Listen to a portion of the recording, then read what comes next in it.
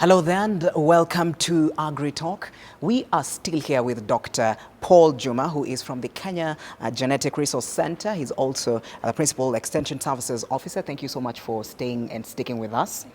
All right, now, before we went for a short break, we were talking about semen collection. You explained the process very well. Now we have the semen. We've collected it. So what happens next?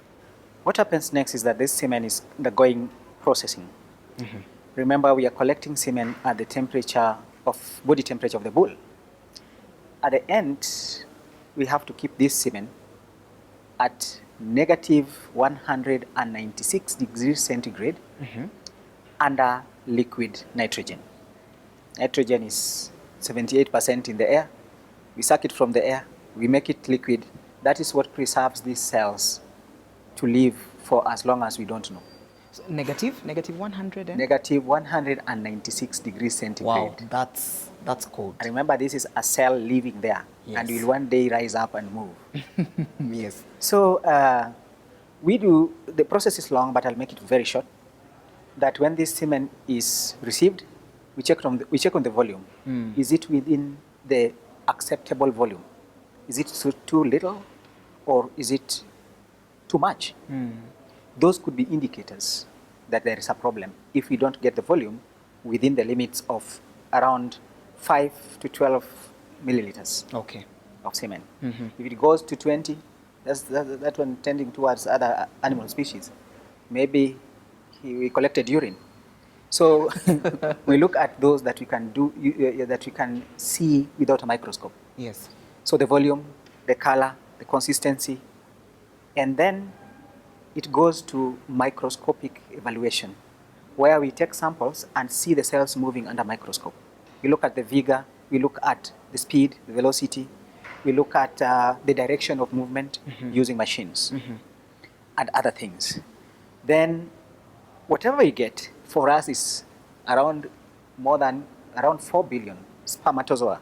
Remember, it was only one required for fertilization. Yes. We cannot waste all these in one cow. We take it, extend it with a special medium, a special fluid, to a given level where the number of spermatozoa we will put in one straw must be above 20 million spermatozoa. All those calculations are done by machines. There are machines that are able to count how many spermatozoa. Because I was about to ask, how do you count up to 20 million? Yes, it's about concentration. We have got a machine that we imported from somewhere. It's called an AccuCell. There is something we do to a sample. We put it in, and it will tell you in 1 milliliter, there is this number of spermatozoa. So please add this amount of the extender or the diluent, so that in the long run, if you fill it samples into 0.25 mLs of a straw, you will have 20 million spermatozoa. It's all mathematics. Yes, we know how to do it with the hand, and the machines also do it for us. So then we cool this semen progressively. Of late, it's under machine. There before, we used to go manual, but right now everything is computerized. You cool it progressively to a level where you can now take it when they are in straws, the small straws that the inseminator carries, and then now dip it inside liquid nitrogen.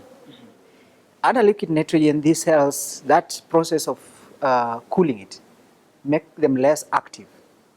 When they are less active, they don't eat more. Remember that the medium that we use to extend is also food for it, apart from just being a preservative.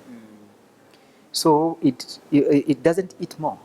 And at negative 196, this cell is as good as dormant, completely. All right?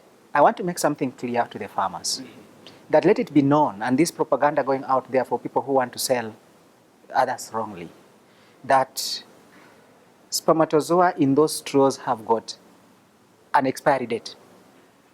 I wish to put that forward as a scientist. It is not known how long that sample can stay under liquid nitrogen and still wake up alive. Because semen that was collected as early as 1970s, we know them today we still find them running. And when they are running, they fertilize and we get babies. So that is science that is still longitudinal. You learn about it along the way when we'll get to know when we shall publish. So whatever we put in, we give to the inseminator is good quality semen that have come from the top animals this country can ever have. Yes. Okay. All right. And when we were talking earlier on, during the break, we spoke about something to do with semen sexing. Explain to us about this and what it's about. Yes, let me explain it in the aspect of assisted reproductive technologies. Yes. The natural is the mating, the bull, the cow. Even artificial insemination and whatever we have talked about is one of the assisted reproductive technologies. That one, we are good, we are perfect. But the world is moving forth. We are not left behind. Kenya Animal Genetic Resources Center, I said, is a government entity, and we are moving with technology. Right now, we are importing sexed semen from other countries. The cry out there is on the price. One insemination, you are coughing around 8 to 10,000 shillings for one insemination.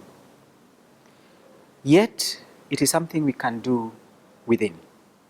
I want to remind us that earlier last month, we were with the president at Meru, and he categorically said, this country is going to produce sex semen at the end of this year.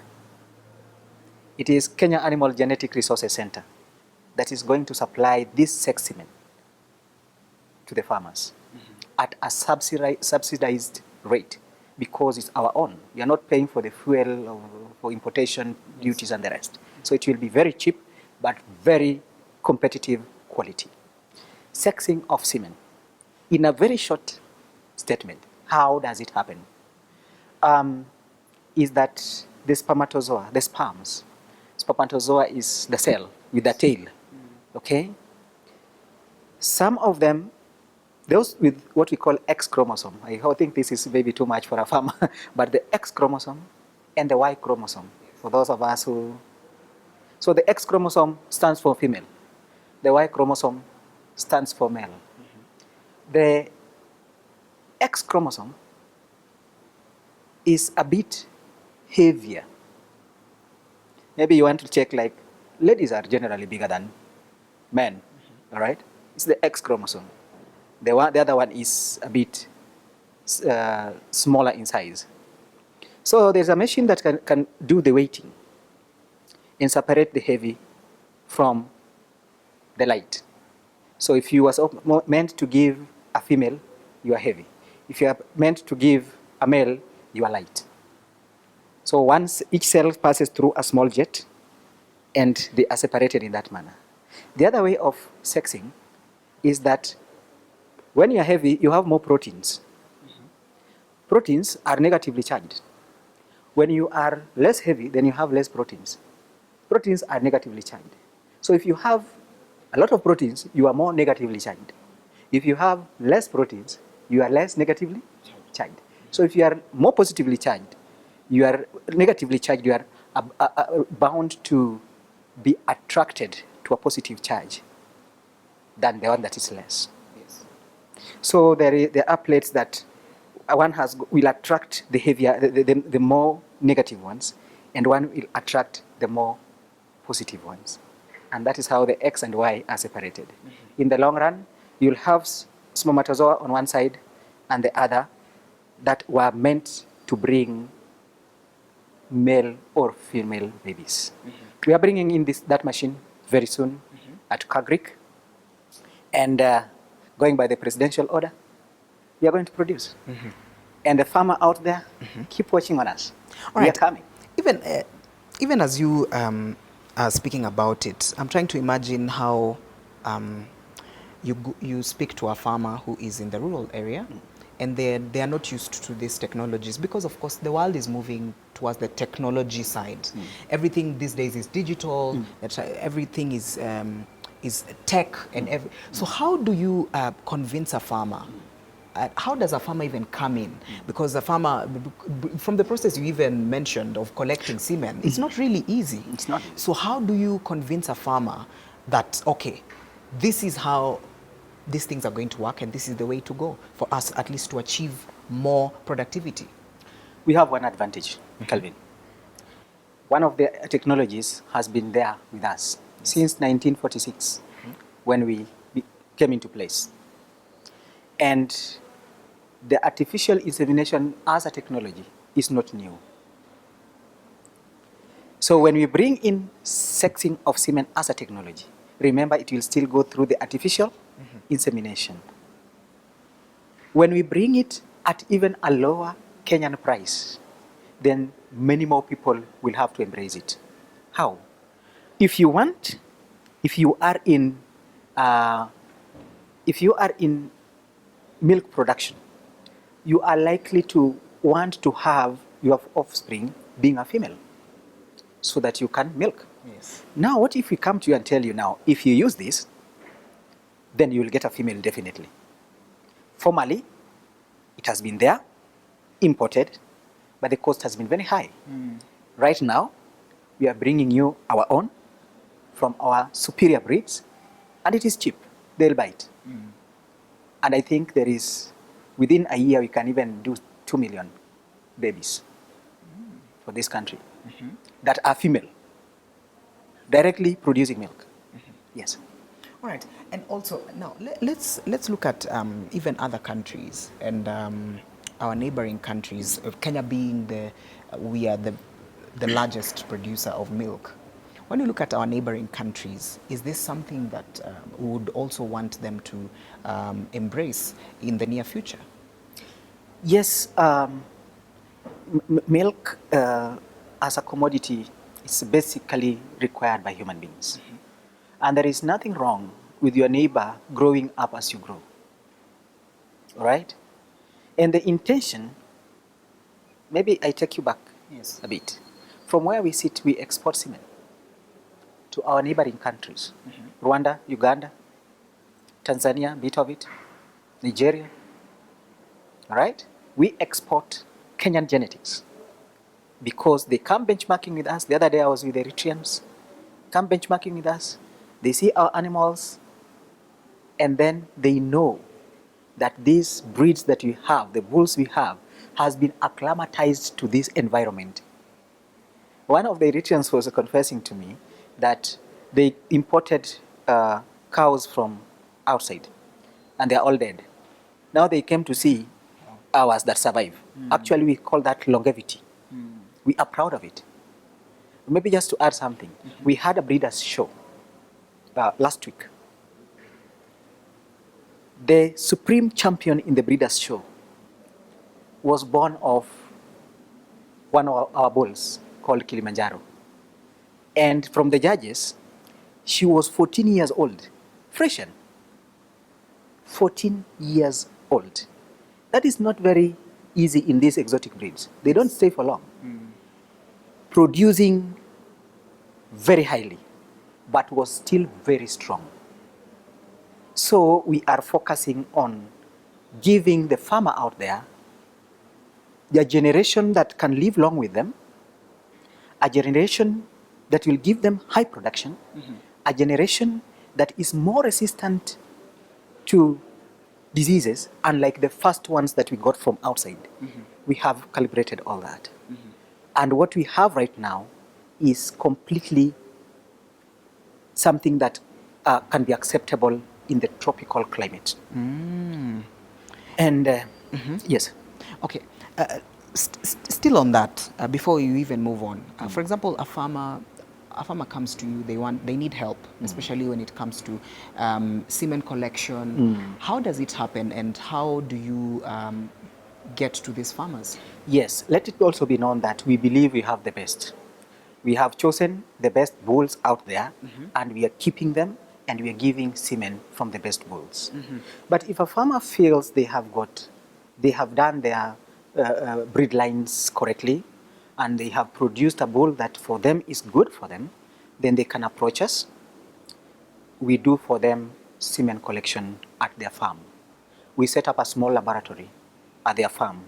We do semen collection from their own bull, keep for them, but must strictly be used by them because we are regulated by the Director of Veterinary Services. It must strictly be used by them. And of course, that we do. We also, farmers who would wish to import, some farmers import by themselves. But when they bring it here, they can't keep it because this is not mukate, this is not a piece of loaf or a car you will put in the yard. Yes. This one is a biological product. If you remove it out of liquid nitrogen for a minute, it's dead. Yes. So we have liquid nitrogen plants that are running, and we have the capability of keeping. So we keep for them too. But again, when they bring, they are restricted to use on their own farms by the law. Okay. And what is the cost? What is the cost, maybe roughly? Because a farmer would want to say, okay, I would like to know the cost if they need your services. Yes. The cost, I want to talk about the exact amount. Yes. But the cost is a bit elevated because, again, that's not our core mandate to collect people's semen. Oh, yes. The semen from their bulls. Yes. Let it not go out wrongly. But we encourage the use of the bulls that we have. So it will cost you. You'll have to take care of our officers, take care of the lab usables or and equipment, and take care of keeping the semen. Yes, you'll have to go through a cost. Okay. Or else we are more. It's more easy for us to convince you that the bull you have is not as good as ours. All right. Even as we are nearing the close, the future of dairy production in Kenya, when you look at it with all these technologies that you've said, the magic 50, you know, and with these technologies that you've just told us that you're bringing in, what are we looking at in terms of growth of the industry? Thank you, Kelvin. We are bringing in a game changer in this industry. Watch it. If it is the matter of milk production, Agric is bringing in a game changer. We have a big laboratory in construction right now for producing embryos. All right? Producing embryos. We are doing capacity building to have our staff know the technique of embryo transfer. Once we get to that level, and that is where technology is now, it will be a game changer. How? The thing is that out of one superior cow, we are able to harvest, in theory, up to 52 embryos at one go. But in reality, up to 20. For those, the people who reached 52, I don't think they have been outsmarted. But up to 20 embryos. An embryo is a baby. It's a calf. Okay? In one go, we do something called super ovulation. The ovaries will ovulate around 20. We come in, inseminate with superior semen. Okay? And then before the baby grows in the uterus, we retrieve all the 20. Process them and keep them in a straw. Just like semen. Yes. So, one cow in one go will give us 20 offsprings, which she would have not given us even in her own lifetime. These 20 offsprings we shall put in other 20 surrogate mothers. I told you we'll hire wombs. We will hire wombs. The wombs here are uterus of cattle.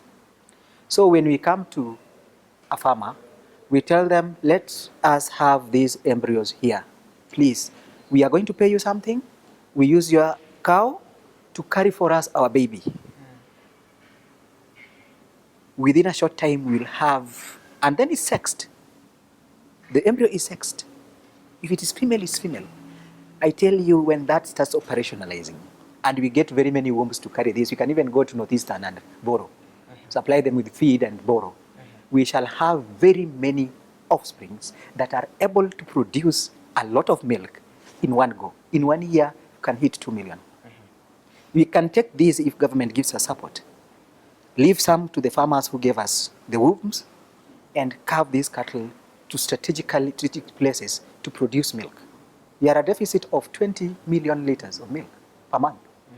Yet we consume 74 million liters.